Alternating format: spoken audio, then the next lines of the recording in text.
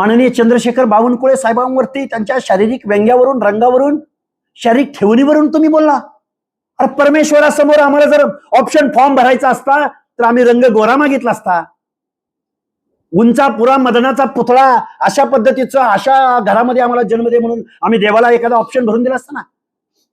कुणाच्या मातेचा उद्धार करायची जबाबदारी किंवा मातेचा उद्धार करायचा अधिकार तुम्हाला दिला कुणी? त्यामुळे ही भाषा एवढ्या खालच्या स्तरावर नेली कुणी याचं सुद्धा परिशीलन झालं पाहिजे. परत जबाबदारीनं सांगतो, नवनाथ आबाच्या वाक्याचं समर्थन आम्ही करत नाही, पण गेल्या 3-3.5 वर्षाच्या कालावधीमध्ये महाराष्ट्रामध्ये मुख्यमंत्री पदावर बसलेल्या माणसाची सुद्धा आयमाय या माणसानं काढली. कोणीही बोलत नव्हतं. वाईट वाटतं, खेद व्यक्त करावासा वाटतो. एक लक्षात ठेवा ओबीसी बांधवांनो, आपल्याला 1 सप्टेंबरला मुंबईला जायचंय आणि हजारोंचा ताफा घेऊन जायचंय. पाठीमागच्या आंदोलनाच्या पेक्षा आता 4 पटीनं मराठा बांधव या आंदोलनामध्ये सहभागी होत्या असं मराठा वीरेंद्र पवार यांनी वक्तव्य केलं. बघा, वीरेंद्र पवार असोत अजून कोण असोत, प्रत्येकाला आपले हक्क, अधिकार, आरक्षण मागण्याचा अधिकार आहे. मला एक कळत नाहीये हो, मनोज जरांगेंच्या तोंडामध्ये भाषा काय आहे? आमची लेकरं गरीब झाली, आमची लेकरं गरीब झाली, आम्हाला शिक्षण नोकऱ्या पाहिजे. हा प्रश्न फक्त महाराष्ट्रापुरता नव्हता. हा प्रश्न जाट, गुर्जर, राजपूत, देशभरातल्या वेगवेगळ्या राज्यामधून ही मागणी होती ओबीसी आरक्षणाची, पाटीदार वगैरे.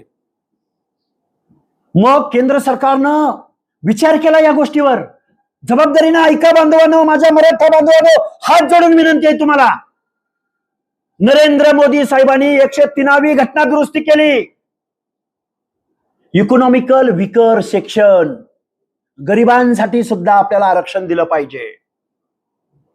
त्यानंतर महाराष्ट्रामध्ये एससीबीसी, माननीय एकनाथरावजी शिंदे, स्वर्गीय अजितदादा पवार, देवेंद्र फडणवीस साहेब या सरकारनं 10% एससीबीसीचं आरक्षण मराठा समाजाला दिलं.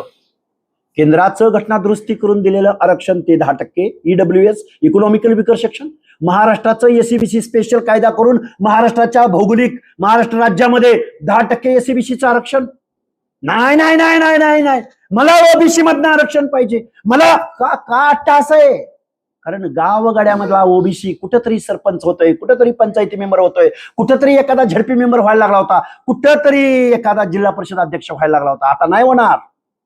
मराठा समाजाच्या राज्यकर्त्या जमातीच्या स्पर्धेमध्ये त्यांच्या पैशासमोर, धनदांडग्या जातींसमोर, जातदांडग्या जातीसमोर नाही गावगाड्यातला ओबीसी टिकू शकत. हा सामाजिक अन्याय आहे, हे संविधानाला मान्य नाही. हे आम्ही वारंवार या महाराष्ट्राला समजावून सांगतोय. मग कुणाची किती जात आहे, कुणाची किती संख्या आहे? मग ओबीसी जर एकत्रच येणार नसेल तर मग ओबीसी पण हे आरक्षण विसरून जातील. कारण ईडब्ल्यूएस मराठा समाजाला, एससीबीसी मराठा समाजाला, ओबीसी कोटा मराठा समाजाला, उरलं काय? एससी आणि एसटी. संपलं ना आरक्षण. मुख्यमंत्री महोदय, तुम्ही आमच्या हक्क अधिकाराचं संरक्षण केलं नाही केलं?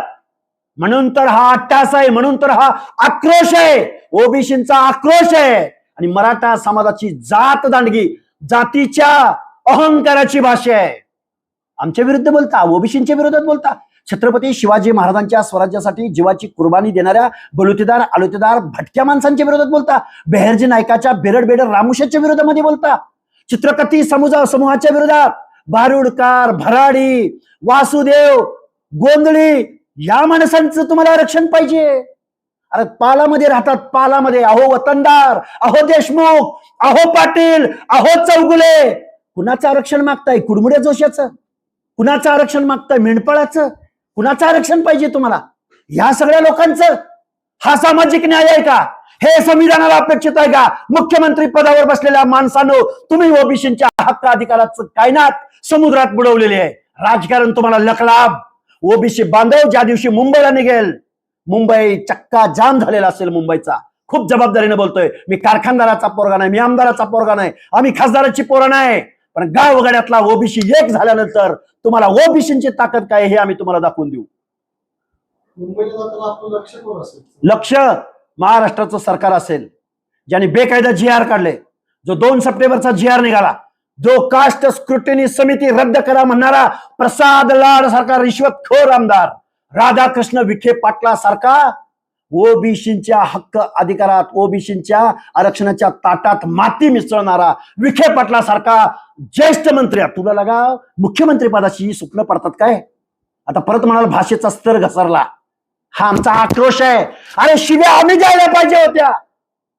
आरक्षण घेणारे तुम्हाला शिव्या देत आहेत. अरे आक्रोश आमचा पाहिजे होता, बंड आमचं पाहिजे होतं, आम्ही रस्त्यावर उतरायला पाहिजे होतं, आम्ही तुमच्या शासकीय कर्मचाऱ्यावरती, शासकीय ऑफिसेसवरती आम्ही दगडफेक करायला पाहिजे होती. आरक्षण तुम्ही घेणार आणि परत आमच्या ओबीसीवर तुम्ही हल्ले करणार, हा कुठला न्याय आहे? अजिबात चालणार नाही. कुणबी नोंदी आणि सगळी सोयरे या मुद्द्यावर तुमची भूमिका काय? कुणबी नोंदी आणि सगळे सोयरे, सगळ्या सोयऱ्या कुठल्या कायद्यामध्ये, कुठल्या लॉ डिक्शनरीमध्ये, कुठल्या संविधानाच्या अनेक डेफिनेशन्स आहेत, केस लॉज आहेत, त्यामध्ये सगळे सोयऱ्याचा कुठं उल्लेख आहे? कोण अटॉर्नी जनरल आहे का मुख्यमंत्री महोदय तुम्हाला कायदेशीर सल्लागार त्यांना विचारा सगळे सोयऱ्याची डेफिनेशन काय म्हणून सांगू शकताय तुम्ही? काही म्हणजे गावात एका माणसाकडं कास्ट सर्टिफिकेट मिळालं, सगळा म्हणजे सख्या नात्यातला, आणि सोयरा म्हणजे लग्नानंतर नातेसंबंध निर्माण झालेला.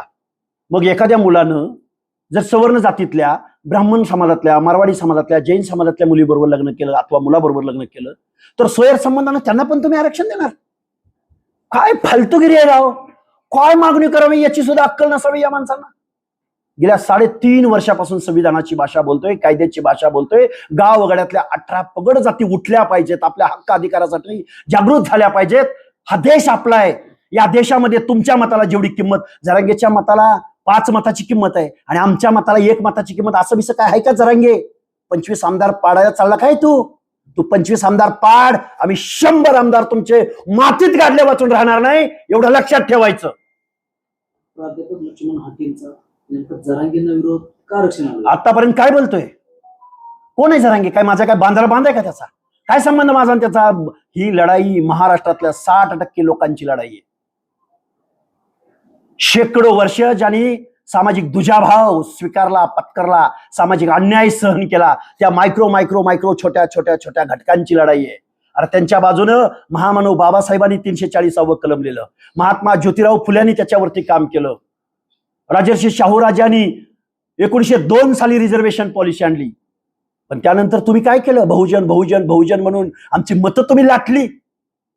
आमदार क्या, खासदार क्या, राजसत्ता महाराष्ट्राच्या ताब्यात ठेवले आणि परत तुम्हाला ओबीसीचं आरक्षण पाहिजे. ना इन्साफ आहे, अन्याय आहे, हा सामाजिक अन्याय आहे ओबीसी वरती. ही काय सरकारी मारेकरी आहेत.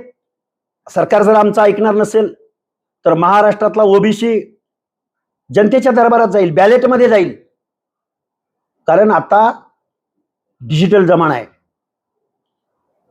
कारण आता स्वाभिमानाची चळवळ, आता मी बोलतोय, महाराष्ट्रातल्या लाखो लोकांपर्यंत पोहोचतंय. ओबीसीचा सायलेंट व्हॉइस आहे. ओबीसी बोलत नाही, ओबीसी रस्त्यावर येऊन भांडत नाही.